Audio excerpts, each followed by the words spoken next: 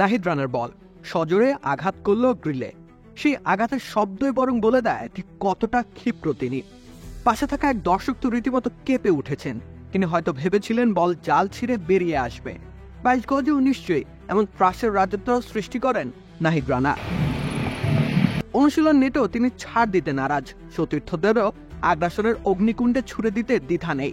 এই যেমন মুশফিকুর রহিম তো ভয় প্রায় কুকড়ে গেলেন।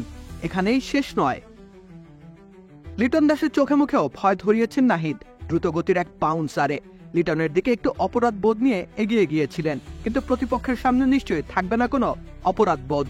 তিনি বরং আনন্দের সাথে মেতে উঠবেন গতির তাণ্ডব লীলায়।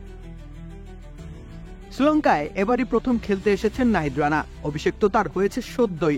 গেল বছরে 3 ফরম্যাটে অভিষেক হয়েছে তার। এরই মধ্যে গতির ঝড়ে নজর কেড়েছেন জগৎ জুড়ে।